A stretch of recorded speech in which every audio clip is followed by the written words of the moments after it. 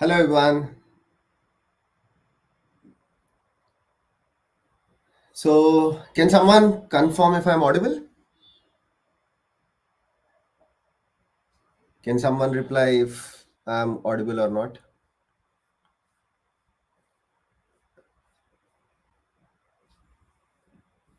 Hi. Okay. Okay, perfect. Let's just give couple of minutes for everyone to join. Hi everyone. Yep, let's wait for a couple of minutes.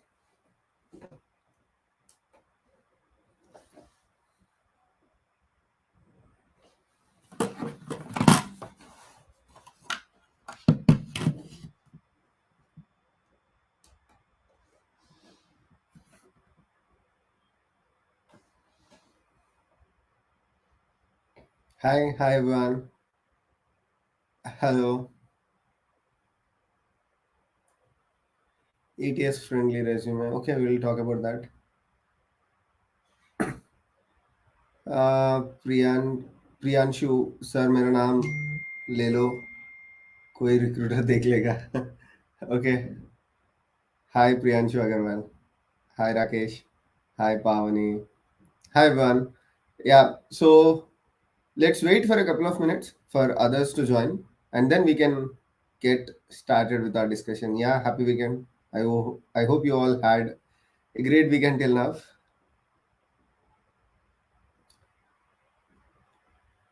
Hi Hemanand. Okay, please accept my LinkedIn request to connect. Sure, I haven't looked at LinkedIn requests for a while. I'll do that. Let's just give one more minute.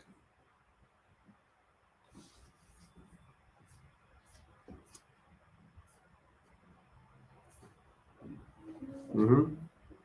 Okay, people are joining. Hello, Vaibhav. Hi, Mohit. Arjun.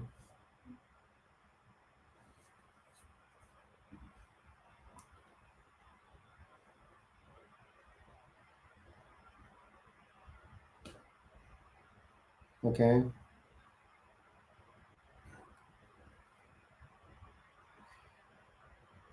Hello, hello.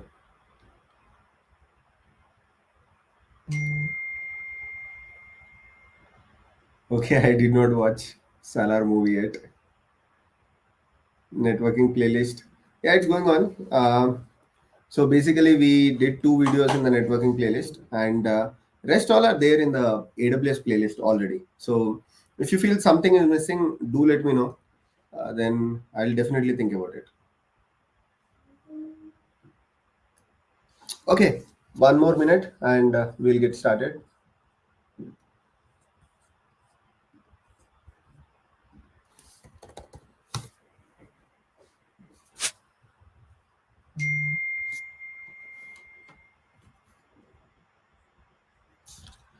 So okay, we have good number of people to start.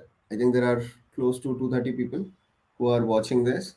So hi everyone, my name is Abhishek and welcome to my channel.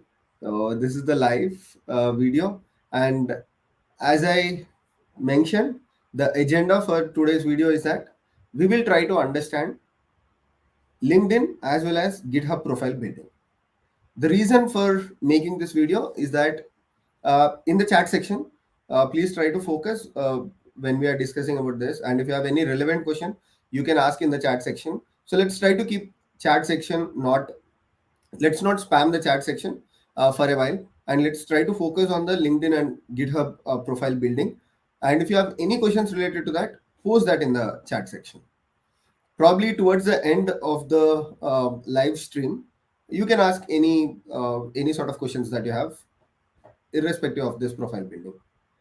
Okay, so talking about the LinkedIn as well as GitHub profile building, these days it is very important because if you have a target to get into top tier companies, almost GitHub profile is something that they look at. And if you are looking at open source companies, then GitHub profile is almost a must have thing because your open source contributions are reflected in the GitHub profile.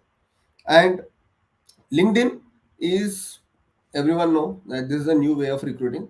People still focus on Naukri, but if you're looking at more of product-based companies and companies who are trying to reach out to you, they still prefer LinkedIn, right? So if you're looking at service-based companies or you're looking at applying to a lot of companies by yourself, yes, Naukri is still a point of source.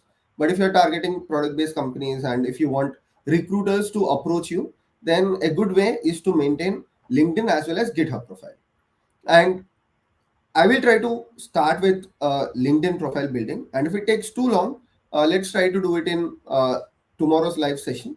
So it's okay if it is taking too long. I can do that because I know it's too late. So let's focus as much as possible on LinkedIn profile building. I'll tell the common mistakes that people are doing. This is from my experience. I'll show you my profile. How did I build my profile? And probably with that, you might gain a lot of insight on how to build your LinkedIn profile, right? So let me share my screen.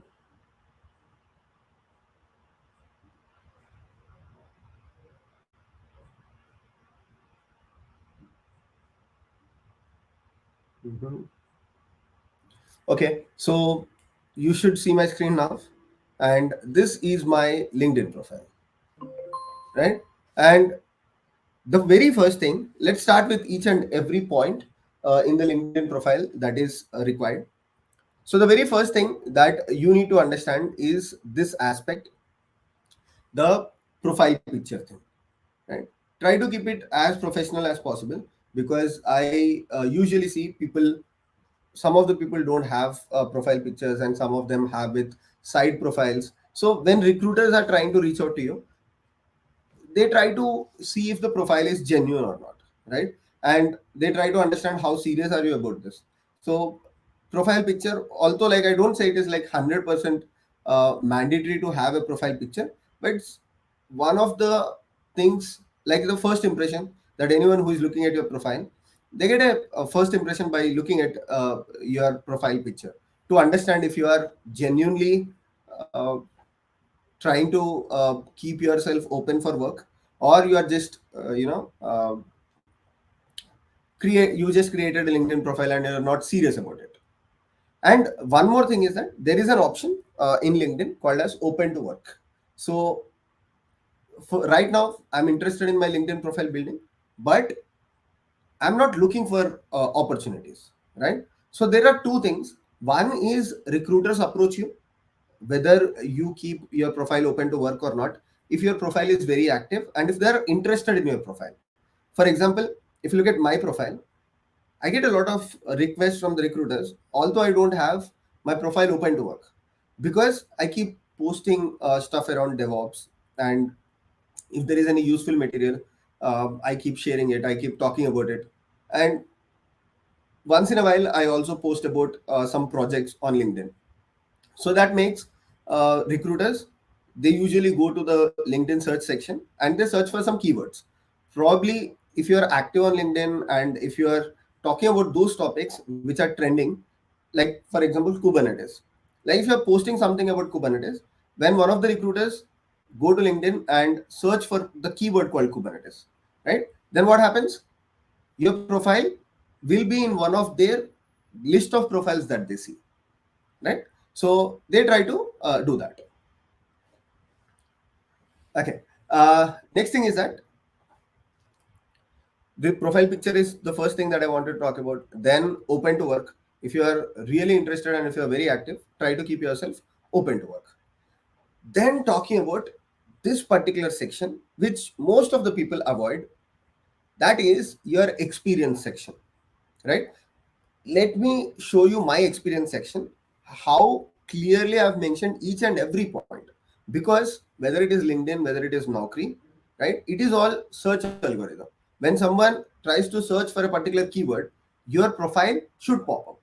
And if you look at my previous experience also, I'll show you my Red Hat experience. But even before that, I'm very serious about it. And I try to keep everything in the profile. See, I try to add 10 points for my previous experience that was with FI Networks. And even if you look at my experience in the previous company, you will find each and everything with close to 10 lines. Now, I'm not saying you should keep 10 lines, or I'm not saying that you should, keep 5 lines or any particular thing. So I try to mention each and everything that I've done, not the day to day activities kind of a thing, but anything that I feel that, okay, this is something that recruiters should be aware of. So this was company that I worked almost like 8 years back, but I still have each and every detail that I've done there. Now, why should I do it?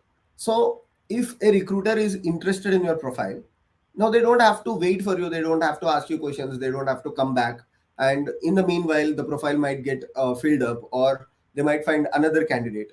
So, what they can simply do is, if they are interested in a profile, they just go here, and if each and every detail is mentioned by you, it becomes very easy for them and it becomes easy for you, right? So, that's why do not ignore your past experience as well. This is something that I've seen when I go through other profiles. Sometimes I notice that the past work experience is not that clearly mentioned. If you look at my current work experience, of course, I'm pretty sure you all do it. So if I click on see more, so I want to focus on my open source contributions, and I want to focus because even if I want to switch in the future, my focus is to go to an open source company only. So that's where I have mentioned each and everything related to my open source contributions. Previous experience, so I have experience with Python, I have experience with networking, right? If you see here, gained good understanding of L4 to L7 networking protocols and implementation. Probably any company that needs DevOps with networking, I might not have each and everything in my resume, but at least here I have all the details, right? So try to update your past work experience as well as current work experience. Now, talking about Abhishek, I have so many things, but I am not sure how to write, right? This is another factor which people often get confused. Now, again, that's very generic, and I understand the concern as well, because sometimes you find very difficult to frame the words, or sometimes probably you haven't worked on that on your previous in your previous company, but probably you have done some proof of concept and you want to show it as your past work experience. That's again totally fine. What you can do is you can put that in very simple words. For example, if I want to talk anything about ingress controller, see what I've written here: working as an active community member to keep FI ingress controller. Okay, this is an open source contribution, might not suit each and everyone. Let's take another example. See, this is a very simple one, right? Streamlined build process by developing CI/CD pipelines, right? So it's a very simple one. If anyone search CI/CD in my profile, like if someone comes here, they open my profile and search for CI/CD, there is something in CI/CD and they understand, okay, Abhishek has done some work in CI/CD. If they search for Python, there is Python, right? There is some activity that I've done in Python. And one more thing is, you can take my LinkedIn profile as reference. I don't like, even if you take inspiration from some of these points, I'm totally okay. And you can take inspiration from anyone's LinkedIn profile. No, I'm saying take inspiration. Please do not copy paste, right? Please do not take this particular point and try to copy paste. Now that will not help you in any way. Uh, Probably your profile might get selected, but during an interview they'll drill you in that particular aspect. So when you are building your LinkedIn profile, take enough time. It's okay if you want to take 2 days, it's okay if you want to take 3 days. Make sure each and every minute detail is covered. So this is about the professional experience section. And then you have the about section, right? So about section, you can mention the key points that you want to highlight. See, there is a clear difference between these sections, right? Here I have close to 40 to 50 points. If you count my Red Hat, F5, Modlen, TCS, all of these points, they come like close to 40, 50 points. Now, what you can do is, in your in your LinkedIn about section, you can pick up the points that are very important, right? So you can pick up some 10 to 12 points, and you can say that these are something that I'm really proud about. Like if you look at these points here, so I said member of one of these open source projects, Then I said member of Argo project. Then I said maintainer of Argo rollouts operator, member of Argo CDSIG.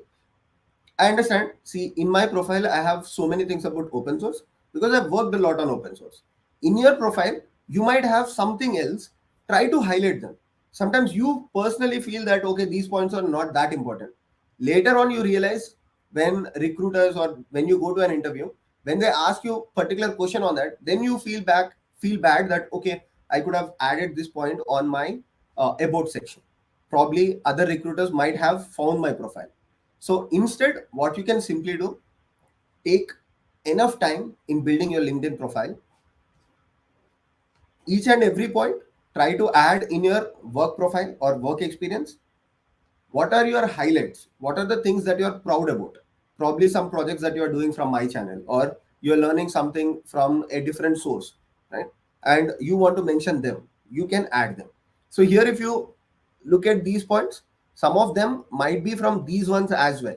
I don't have to write something that is totally different, but try to keep it short. Do not write like even 50, 60 points here. Write the things again you are proud about, right? So if you look at my particular thing, this is about the open source contributions that I've done. Like I told you, when you are looking at my profile, the future, if I ever want to move out of Red Hat and look for a different company, that will be an open source company. Open source is my primary priority, the first priority. So that's why the first 5 to 6 lines I've only written about open source, right? I hope you people are understanding it. Make sure to put the points that you are looking for in your next job role. For example, if you are very interested in SRE more than DevOps, then try to add first 3 to 4 lines about the monitoring part. If you feel that you are very confident in shell scripting, add points like the first 2 to 3 in shell scripting point of view. Probably you are more confident in Kubernetes, add points related to Kubernetes, CI/CD, whatever. Then there are some mandatory things, like I keep saying on the channel as well. There are some mandatory things that you should definitely have on your profile. For example, this is one of the mandatory things that you should definitely have: Python. These days everyone is asking about Python. Then CI/CD is another mandatory thing that you should have on your profile. So I have added CI/CD and these aspects as well. So if I quickly recap for the people who are new. So the first thing that I who are new to this live stream. So the first thing that I started with is try to have a professional profile picture. Do not keep your side profiles, or do not keep a profile picture of Thanos or something else. Try to keep your profile picture very neat and clean so that people don't think that you are using a fake profile. Then the next thing is about the work experience section. So in the work experience section, do not neglect any of your previous work experience, right? If you have worked in 6 companies, add 6 companies. If you have worked only in 2 companies, add 2 companies. And never neglect your previous work experience as well, right? So people usually focus on the latest ones, but also focus on your previous ones. Add the points, whatever you remember that you have done in the previous work experience, try to add each and every point there. Now, the third thing that I've mentioned is, if you are open to work, definitely keep that thing saying you are open to work. Right now, I'm not open to work, so I don't have that. And the last thing that I covered is your about section. In the about section, if you have a portfolio website, these days a lot of people have portfolio websites as well.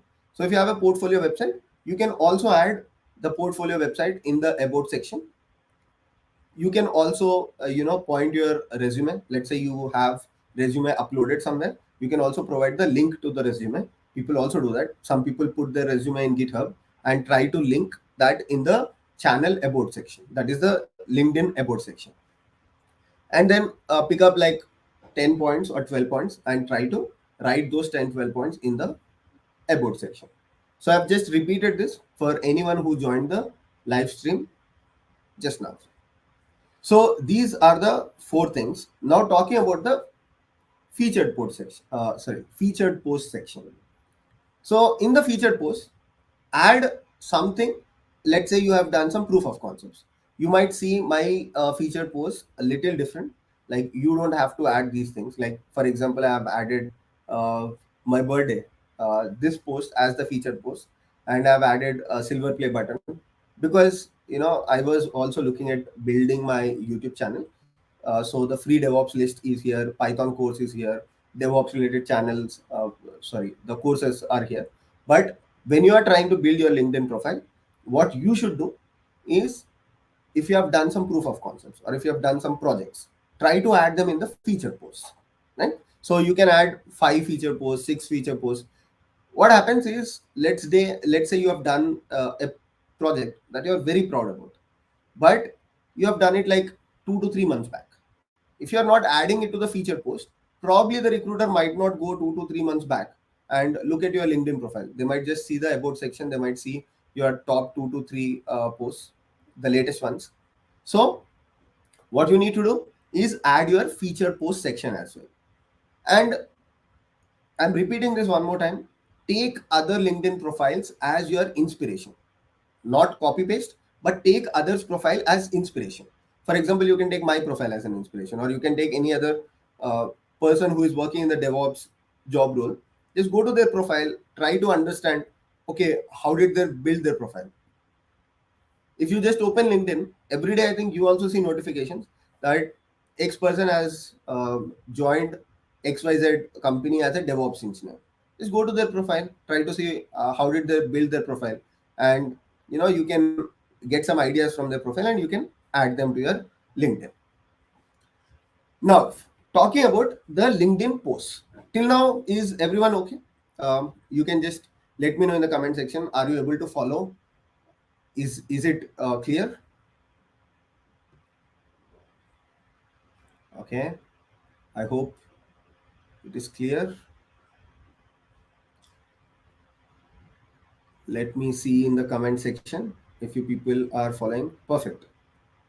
Okay, so this is what you do with your profile point of view. Now, talking about the LinkedIn posts, this is another thing. And I have noticed a lot of people these days are copy pasting the LinkedIn posts from ChatGPT.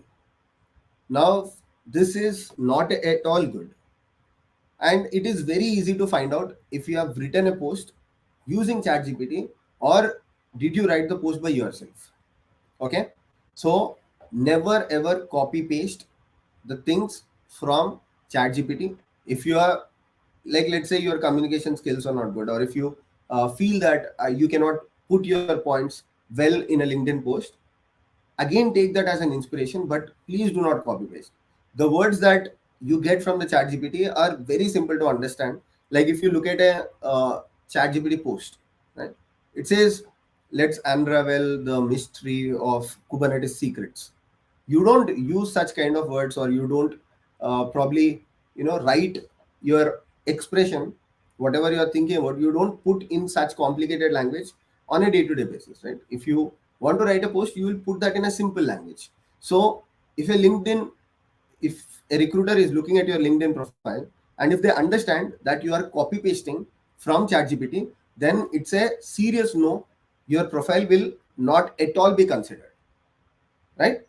So what you need to do is, whether you are good, or you feel lazy about writing lengthy posts, what you can do, go to ChatGPT, see how is it phrasing the words, or if you want to write it in different sections, you can take some examples from it, and then go back, try to put those points in a notepad, or try to write it on the LinkedIn section itself. Then use any tools for looking at typos, because when we write, we might be writing some silly mistakes or grammatical mistakes, or we might be writing some spelling mistakes. So you can use any tools to verify the spelling mistakes or grammatical mistakes.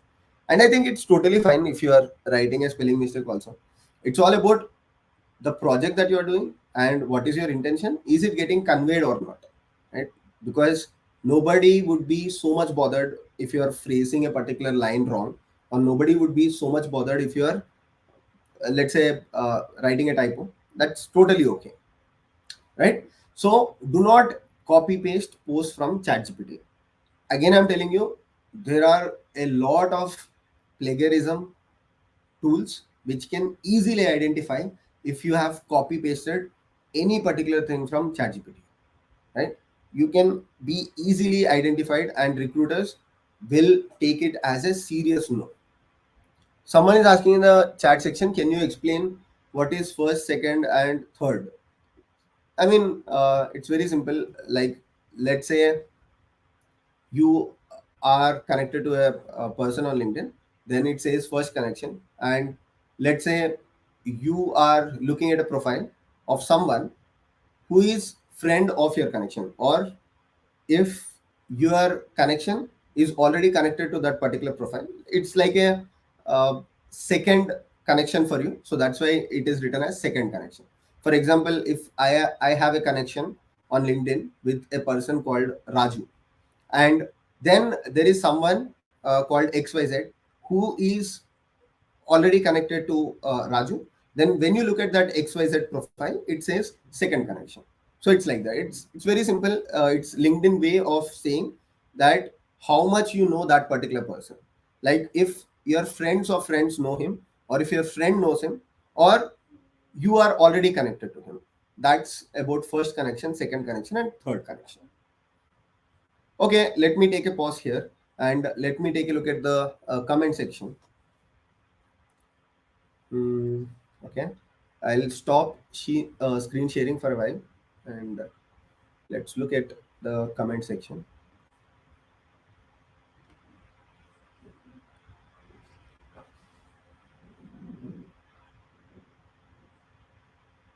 Okay, so 2021 pass out, testing course completed, but still searching job. Okay, I'm not sure about QE or testing courses, but what I can simply tell you is that right now, because we are in December, recruiters might not be looking at profiles. Right now, a lot of companies will be in hiring freeze. So whatever you learned, just try to stick to it for at least 2 to 3 months and keep searching on that particular aspect, on that particular area, at least for 3 to 4 months. And if you still feel that market is not open for that particular stream, then yeah, you will have to look out. Can we copy paste from other posts? Like, see, the whole point is that you can copy paste from others' posts, but your connections will not find it genuine. Like, let's say you are all connected to me on LinkedIn, and what happens if I keep copy pasting from someone else's profile, right? Some of the other time, you will come to know that I am not expressing myself. So, better whatever you are doing, it can be a very simple one or it can be a very complicated project. Try to put it in your own words. Recruiters will start recruiting in January probably. Yeah. Can I prepare resume by using ChatGPT? So we did a resume building using ChatGPT, and you can watch that video, take that as an inspiration. And I've told in that video also. So use ChatGPT just for an inspiration to creating your resume. It can clearly tell you how to use the particular keywords and how to build the resume on that particular keywords. So you can just search for resume building using ChatGPT by Abhishek. It's one of the popular videos also. You can find that. Is it the right time to upload CV for DevOps engineers in this vacation period? Yeah, that's totally fine. You can keep updating it. Any questions on the LinkedIn building, LinkedIn profile building part? Let's see if we have any questions in that section. Yep. Now going back to LinkedIn profile building, one more thing is that try to be active. Now, consistency is very key. Where consistency doesn't mean you have to post each and every day. Just try to keep a cycle for yourself. Let's say I want to post at least, I mean, by posting, I mean, you want to do something and you want to showcase what you have done probably 2 times a week or 3 times a week. It can be very simple ones also. Let's say you want to showcase a very simple one, such as I've written a shell script that automates a particular aspect, okay, or automates a particular manual activity. Now, if you posted that, and next 1 month you don't post anything. So whether it's LinkedIn or any other social media platform, they work on a very simple algorithm. They look at your consistency, right? It can be the YouTube channel also. So algorithm works in such a way. Active profiles with consistency are shown up in the ladder, and profiles with low consistency are shown low in the ladder. If there are 100 DevOps engineers, people who are very active, recruiters find their profile. Now, activeness, again, I'm telling you, it should be very consistent. It's not like 10 days you are very active, 1 month you are not active, and again 10 days you are active. So it's again not good. So try to keep a particular cycle for yourself. You get 1 hour each and every day. So you can just say that, okay, let me work for 1 hour each day, and probably after 3 days, I'll try to post something on LinkedIn, right? So keep a cycle for yourself. Now, this is another point at the LinkedIn. There is a question: what are the top three sections in LinkedIn that show your profile journey and expertise showcase better? Yeah, that's what I mentioned. So, the top three things, according to me, in LinkedIn is that first of all, keep your previous work experience. If you are a fresher, definitely you will not have previous work experience. But what you can do is you can showcase your college projects, right?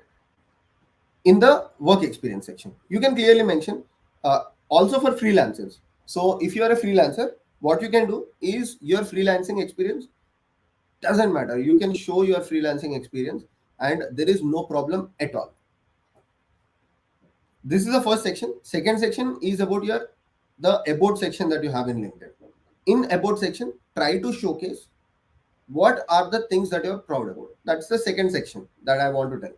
And if you're talking about the third one, the LinkedIn post itself or the feature post. There is a question from Sami Sheikh. How much we can negotiate for 2 years experience? CTC 4.5 lakhs. Okay, so I'll tell you one simple thing. What you can do is, depending upon the company, just go to the company's Glassdoor profile, and in Glassdoor, you also have this section where people who are working in that company, they talk about their salary for the relevant experience. And you can also do some market research and try to understand in which category does that company fall into, right? So there is no particular thing that, okay, for 2 years I should only be looking at 5 lakhs or 6 lakhs. It depends on company to company. It's very simple, right? Let's say Amazon. So will you ask 6 lakhs if you get an offer in Amazon? Definitely not. But if you get an offer with TCS, probably yeah, 6 lakhs is something that they would be interested. If you're asking for 10 lakhs, probably they might not be interested in you. But for Amazon, you should definitely be asking. So keep it that way, right? So try to look at the company, understand how much the company pays, so that you are not asking for less, you're not asking for too much more. The problem is that if you are not doing that research, probably you might ask 10 lakhs, and 10 lakhs is very less for that company, right? So it's like that. I hope, Sami Sheikh, I have answered your question. How do you get more connections on LinkedIn? Yeah, again, the key for getting more connections is being consistent, right? For example, I have close to 50K followers on LinkedIn, right? If you look at a year back, probably I had like 2000 connections or something, if I remember right. Or probably, if you are asking me like 2 years ago, definitely I had very less connections. And what did I do? I did not do much, right? It's about being very consistent on the platform, and following right people is also another key thing. If you follow the right people, then you get to know what is trending in that particular stream. Let's say if you want to follow DevOps, then see who are people who are very active in DevOps engineers working in different companies. Try to follow them. When they talk about something, when they post about something, you also get to know, okay, there is something new in this aspect. Probably there is a 1.29 release of Kubernetes, right? And a lot of people are talking about 1.29 release on Kubernetes. Definitely, if you post about that, you will get good connections. Why? because that's the trending topic. Many people are not aware what are the features that are released in 1.29 in Kubernetes. Why don't you post about it? If you post about it, a lot of people, DevOps engineers, experienced, non-experienced, freshers also, they will just understand from your profile, okay, these are the features that went GA, generally available in 1.29 of Kubernetes. Or these are the bugs that got fixed in 1.29 of Kubernetes. Right? So this is one tip if you want to uh, build your profile and get more connections. Try to talk about things that are trending at that point.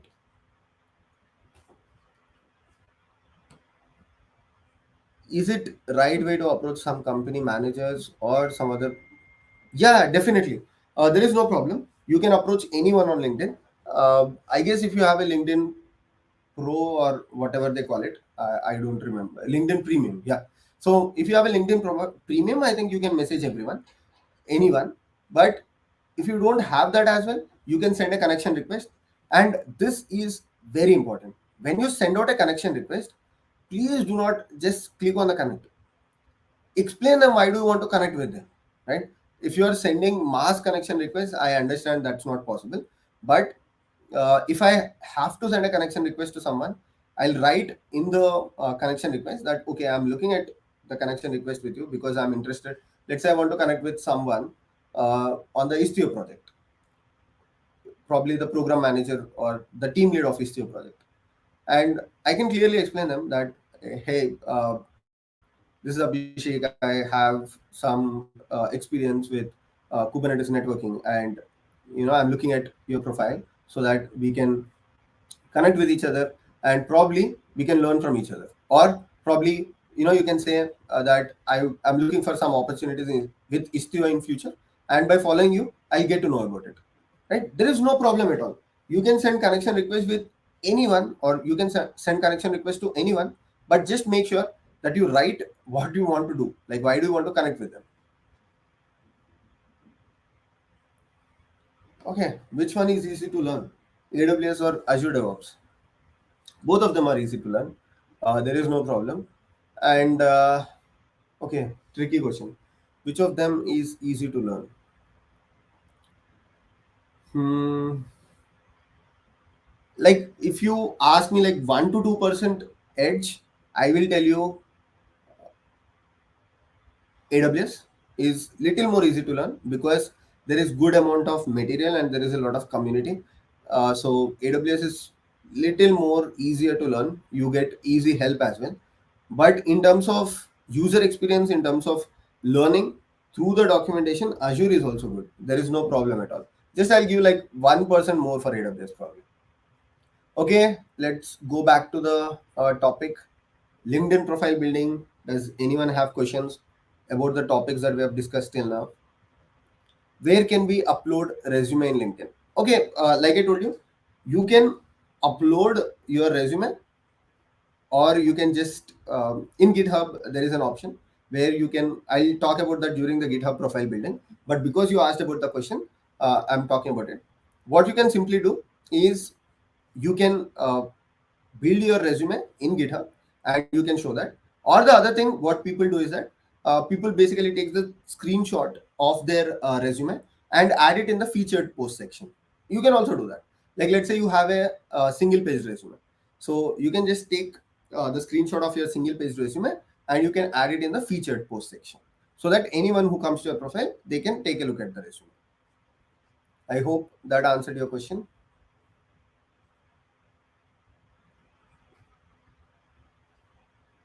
Yeah, Ashwini, you also have the same question. I think I answered it.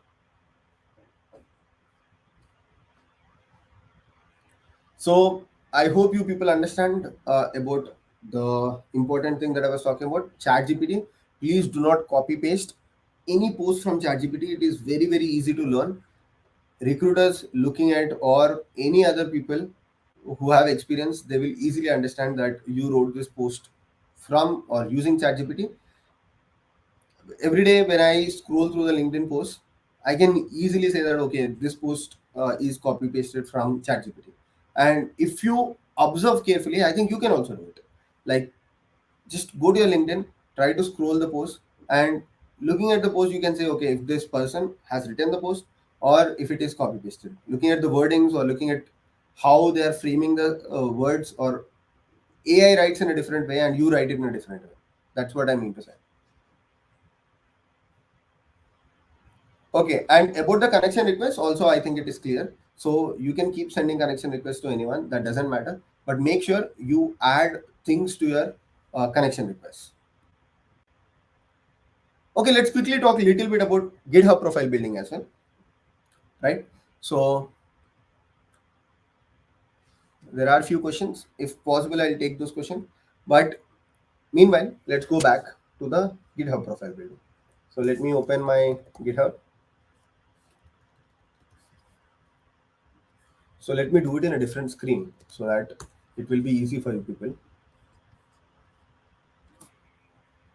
Hmm, share screen.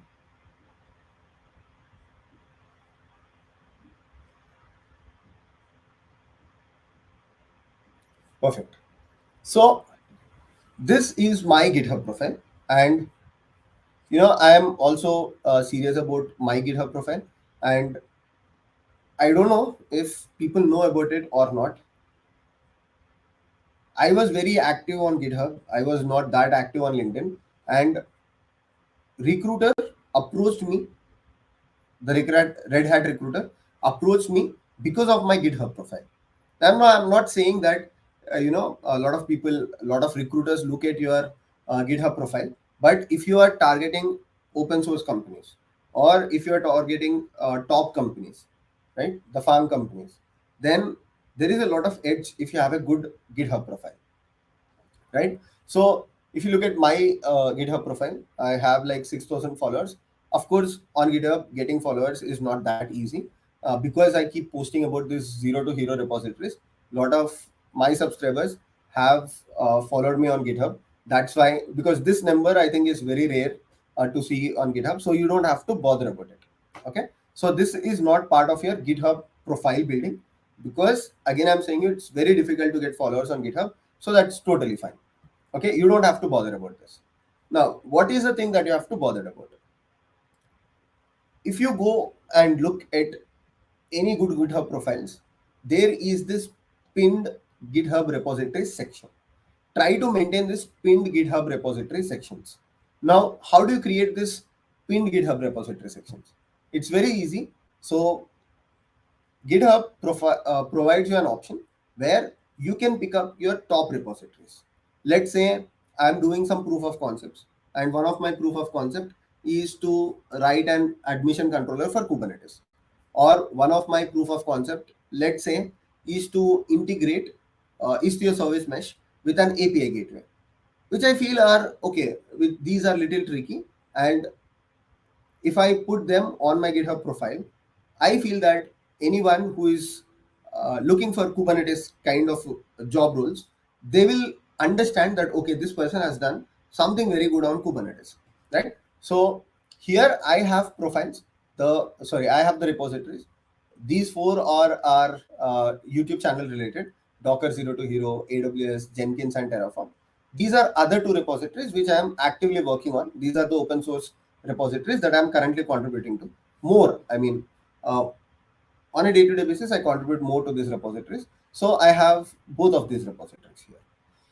Apart from that, be active on your GitHub, because there is this particular section. Like I would say, 622 is good number. It tells people who are looking at your GitHub profiles that how frequently are you contributing to a particular project on GitHub. Now here contributions are only counted for the main or the master branch. Like let's say you contribute to the feature branches, or let's say you're contributing to release branches, they are not counted here, right? So the contributions are, oh, my bad. Here the contributions are counted, but if you go to a particular repository, like let's say there is this particular repository, okay, and on this repository, let's say you are contributing to any of branches apart from the main branch, then it does not show up in the project contributor section. So there is project contributor section where you can understand who are the active contributors to a particular repository. Like you can go to Kubernetes repository and you can see who are the active Kubernetes repository contributors to Kubernetes repository. So if you want to get into that list, try to contribute to the main branch. Do not try to contribute to the feature branches or the release branches. Okay, so this particular section, again, this reflects how consistent a particular person is on the platform. Now, anyone who is looking at my GitHub profile, looking at the number 622, like they will understand at least Abhishek is making two contributions on a day-to-day basis, right? So again, I'm saying 622 is a good number, but you can also keep it like 200, 150 is also good. It just tells you that, okay, this person is on GitHub and they are trying to contribute to a particular repository or trying to push some changes to a particular repository. And here you can also check on which day a particular person is contributing to the GitHub repositories. And again, talking about the GitHub profile building, it's not about randomly contributing to repositories. There is again a value to the kind of repositories that you are contributing to. For example, if you are contributing to this particular project, I will say it's a very good contribution because there are 3.1k stars to this particular project. That means, which means 3.1k stars, you can easily understand 3.1k DevOps engineers has liked this particular repository. It's only people who have starred or liked the repository. There are, like, you can at least consider multiple of 5 or 10 times of the people who are watching this repository or looking at this repository, using this repository. So if you are contributing to such repositories, like there are only two contributors at this point, Abhishek and Praveen, when you add contributions to this, then your contribution is little more weighted, right? So try to find out such repositories. I think someone was asking in the chat section as well how to find out repositories.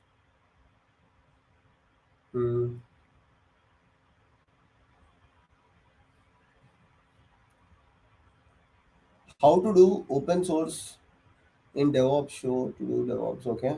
How to do open source in DevOps? Okay. There is this question. I'll talk about it. Just give me some time. I'll get back to that. Perfect. Okay. Let's go back to the GitHub profile building. So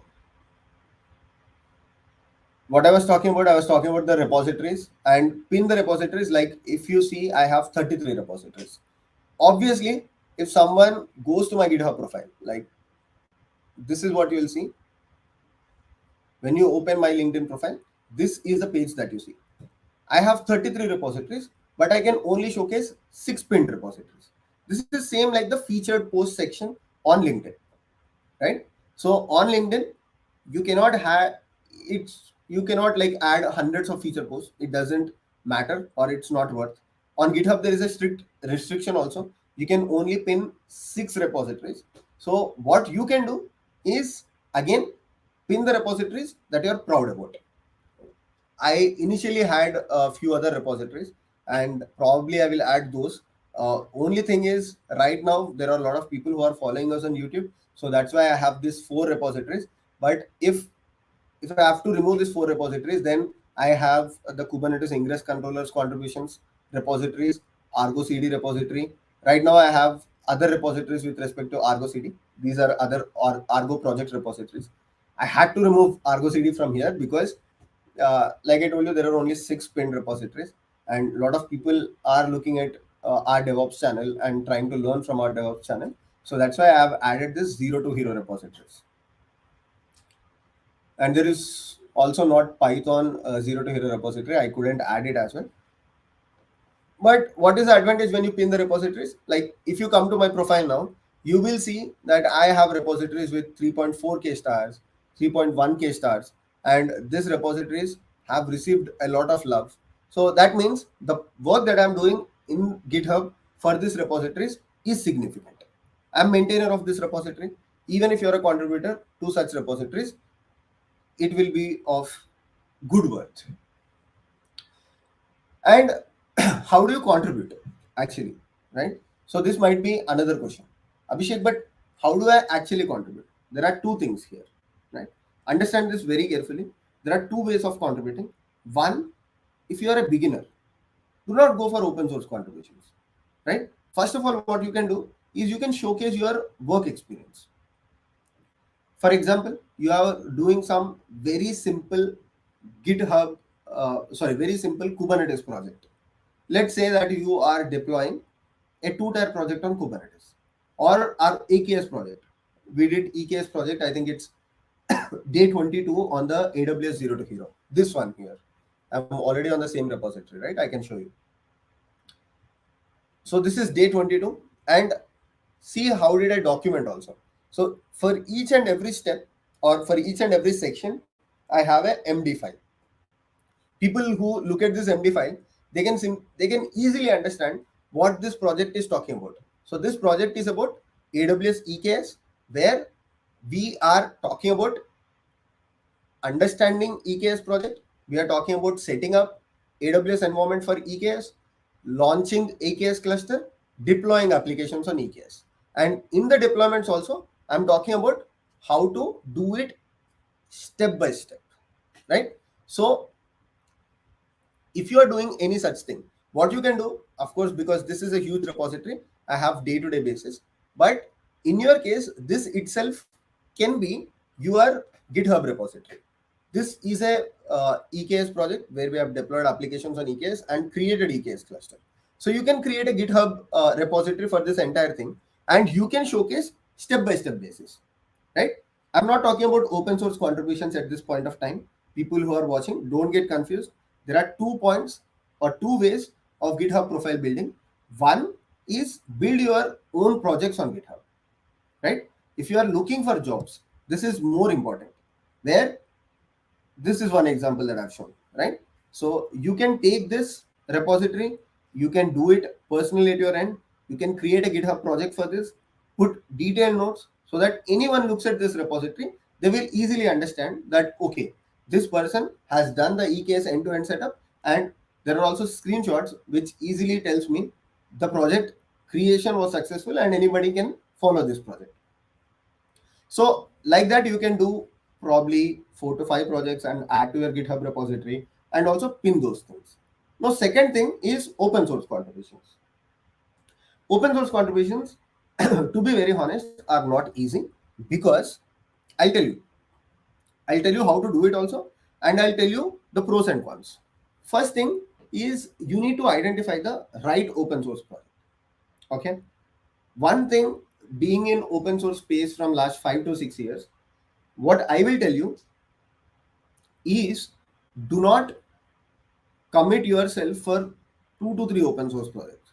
Restrict yourself to one open source project. Give it time, right? For example, now if I want to contribute to a particular area of DevOps, first of all, what I'll do is I'll try to figure out my interest area. Example is, let's say I want to contribute to the CNCF space. Go to CNCF, try to identify what are the different projects in CNCF, and then fix yourself for a particular project. If you want to be a long-term open source contributor, which is very important, right? If you want to start your open source journey, you have to be a long-term open source contributor. And for that, it's not just about going to the source code of that particular project and fixing one particular thing. Like today, I can go to any open source project and read the documents. There will be at least a grammatical mistake, or there will be some sort of issue with that particular open source project. Like if you go to ROCD at this point, right, there can be some typos. What you can do, you can also do that, but that doesn't calculate as a significant open source contribution. If you want to be a significant and long-term open source contributor, here are the tips. Listen carefully. First thing is go to that particular project and try to see what are the different meetings that they are conducting for the open source community. Every open source project has community meetings. You can just go to the GitHub repository, go to the README file, and you will see the community meetings. Join the community meetings, right? I'm talking about long-term open source contribution. I'm not just talking about 1 or 2 open source contributions, right? If you're seriously interested, follow these tips. Go to their community meetings, right? They'll have 1 or 2 community meetings, or 3, or at the most they usually conduct 1 community meeting per week, or some people also conduct community meeting in alternate weeks. So let's say there is a community meeting every week. Try to join those calls. When you join those calls, you will understand the project roadmap. You will understand what sort of contributions are they expecting from the open source community. This is very important. Instead of randomly contributing to particular things, right? Yourself, you go to the issue section, try to look for good first sections, right? But if you join those meetings, you will understand what are the contributions that that particular project is valuing the most. And once they understand that, okay, Abhishek is joining our meetings and he is also trying to understand what are the contributions that we are interested in, what happens with that? They will start considering you as a member of that particular community, right? We do the same thing with Argo project also, or previously when I was with other open source projects, we used to do the same thing, right? So we try to figure out if there are some people coming from the community, randomly people contributing on the GitHub page is okay, but long term collaboration is in this particular way. Now once you start doing that, what happens? You get associated with that particular community, and with that particular association, you start getting into the release processes, right? This happens with the Kubernetes also. In Kubernetes, what you can do, you start attending the Kubernetes community meetings, then you start doing simple contributions to it, and once in a while they will start looking for members. Probably they might start a new special interest group. What is a special interest group? Where within the community members, they try to form a small team in that particular community. You can slowly start joining those particular special interest groups. After that, you can start contributing to features, or you can make big contributions. What I personally feel is making big contributions is one part of the open source thing. Second thing is engaging yourself to the community, right? So try to engage yourself to the community. This is about open source contributions. But talking about GitHub profile building, like I told you, there are two things. One, build your own projects. Two, open source contributions. If you are a job seeker, right? At this point of time, if you are looking for a job, if you immediately want to get into it, then do the first thing. Start building yourself, like building your own projects, like I've done here. Here there are close to 30 projects, I think, on this GitHub repository, or maybe 20 projects. Each of these is actually a GitHub repository, but because I'm trying to create AWS zero to hero, that's why I have everything in one particular thing. But if you want a reference, then like I told you, go to a particular day, go to day 22, for example, and see how am I writing this particular documents. There is prerequisites document. There is a README document. In this way, someone can look at your profile, look at this repository, and they can replicate your project as well, right? So this is how you build GitHub profile as well. And do not think about simple repositories, complicated repositories. If you are a job seeker, just keep doing it. Again, consistency is very, very important. You might feel it's a simple one, but probably someone else might find your repository useful. So even if you're writing some shell scripts, you can create a repository for yourself for shell scripts. You can call it as Abhishek shell script repository. Just giving you an example. What happens with that? Probably if someone is looking help with shell scripts, then they can just follow your repository. Okay, let's take a look at and see if there are any questions. Oh, our Agile Guru is also in the live section. Hi, thanks for joining. And I see you're also answering some questions. Guru, thank you so much.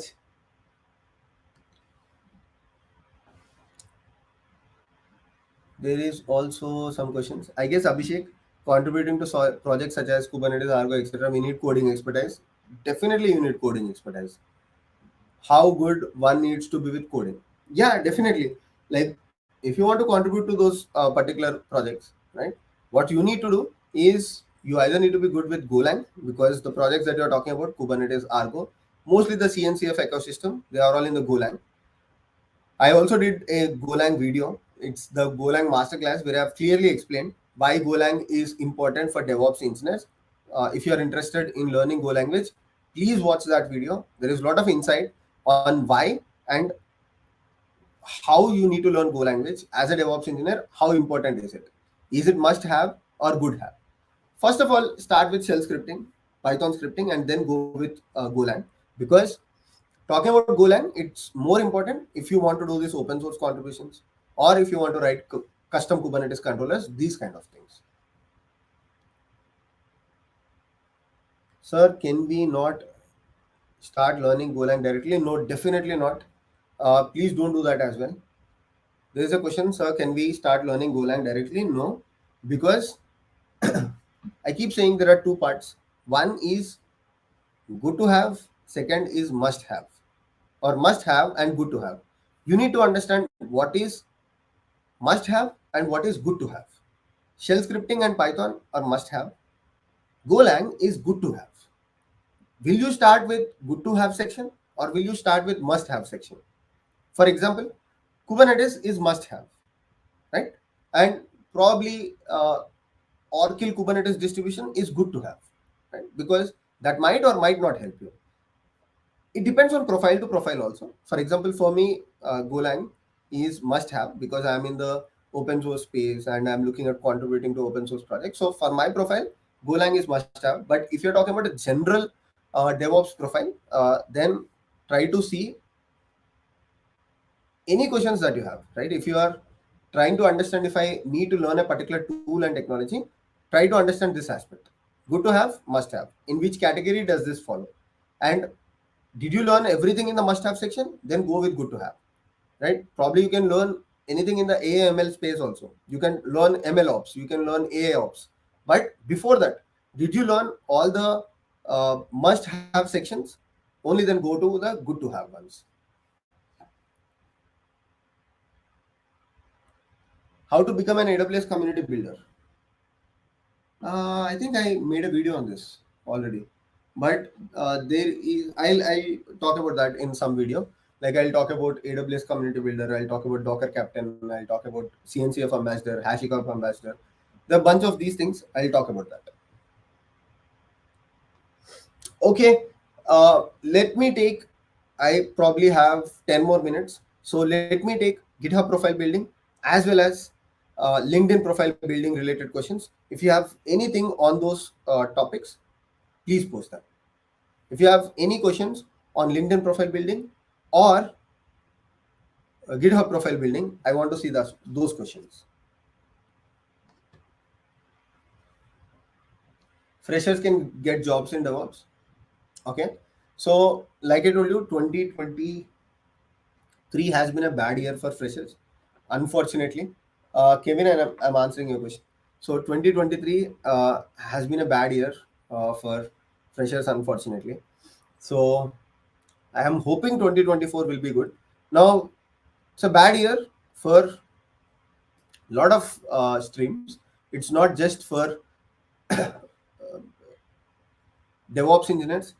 What I've seen is that developers, full stack, people in data science, all of these streams are impacted. There were not a lot of openings in any streams. So freshers can get DevOps job roles. I've seen in 2020 to 2021, a lot of freshers getting jobs in the DevOps space. But 2023 did not, because of the same reason that I've explained, right? The market was not good for any of the streams. 2024, I'm hoping market becomes better, and I want to carefully watch what is happening in Jan Feb and let you all know.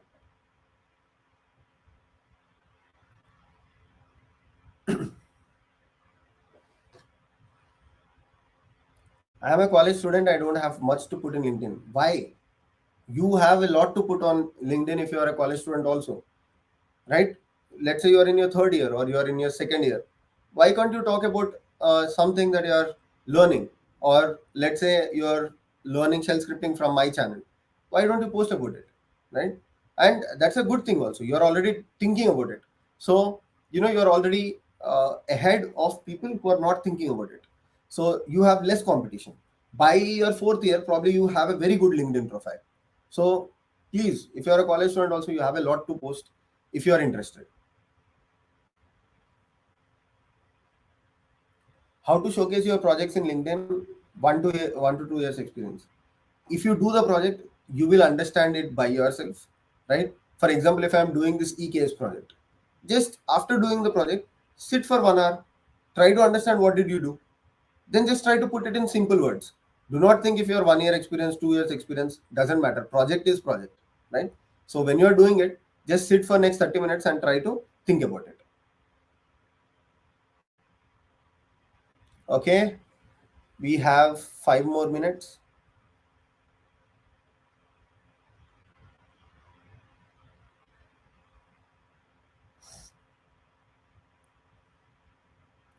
So LinkedIn, Naukri, you have all of these platforms. You can check there.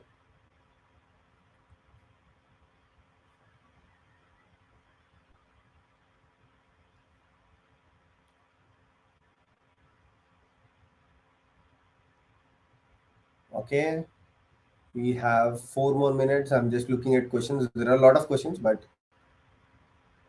I'm just trying to look at what are the questions that might help a lot of people. Do I have to prepare DSA for DevOps engineers? Okay, so like I told you, I'm repeating this one more time. Whenever you have questions on any particular stream, okay, so today you don't have a barrier of learning anything. Like, I cannot say that you should not learn a particular stream. Anything that you are learning will help you in one or the other way. It can be DSA, it can be AI, it can be ML, anything. So the answer to such questions is very simple.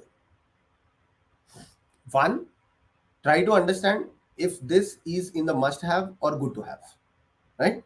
So DSA is not in the must have sections for DevOps engineers. Very few companies ask DSA experience. Like, do you want to learn DSA for just that 5 companies out of 1,000 companies? Definitely not, right? So DSA is in the good to have sections. It is definitely helpful if you have that knowledge, but it is not in the must have sections of DevOps engineers. So anytime you have such questions, try to do the research on, is it must have, is it good to have? Definitely a lot of people will say that even DSA is important for DevOps engineers. Probably yes, but it is not in the must have sections. So I'll be very less bothered about it.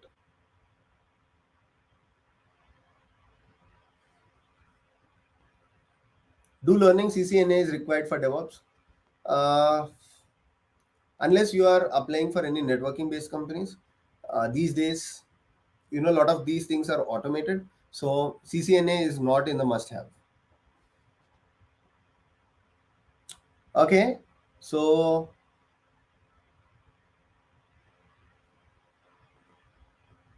2 more minutes and then we will end this live stream. I see a lot of people have joined. Thank you so much for joining. We already spent like 1 hour 10 minutes. Okay, good time. I did not watch the clock, and yeah, time went really fast.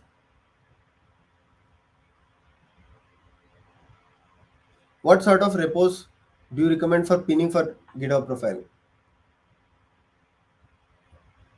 What sort of repos? Anything that you are doing, that's totally fine. If you feel that you have written a very good repository, pin it on your profile. That's okay.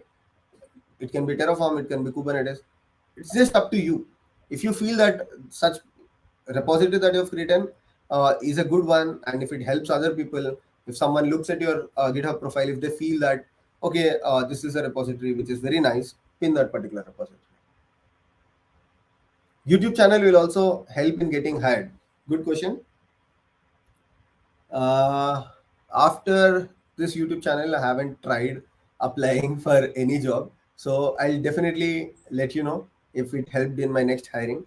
Uh, but I'm not sure if it actually helps. Probably, yes. Maybe you can showcase the recruiters that you have a YouTube channel and you keep posting about technology there. But there are many other mediums. Don't go for YouTube just for this because it's very difficult to record a video, upload. It's a lot of pain. So hello from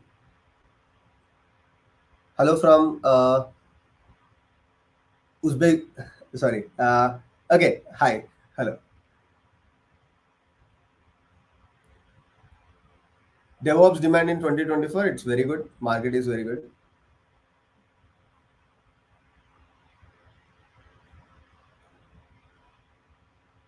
Perfect. So let me end the live stream, and probably I'll keep doing lives once in a while. Off late, we did not do a lot of live sessions. Previously, I did some live sessions, but because of all of these things, I don't get a lot of time. Like we keep posting videos on the YouTube channel, so I don't get a lot of time for this. Is cloud must for DevOps? Definite. It is must. Okay, so we already spent close to 1 hour 10 minutes. So let me conclude this live stream. Thanks everyone for joining this live stream. Thank you so much, Agile Guru. Guru has been answering a lot of questions on the chat section. I'm seeing. So let me pin it here. Yep. So thank you so much, Guru. I also did a podcast with Guru. So if anyone hasn't watched that, so it's a very interesting podcast where we talked about infrastructure, we talked about DevOps, and we talked about the work-life balance as well. So do check out that podcast if you haven't. Guru has like almost 20 years experience in the IT field. Thank you so much, Guru, for joining and helping us in the chat section. Thanks everyone. See you all in the next video. Take care. Bye bye.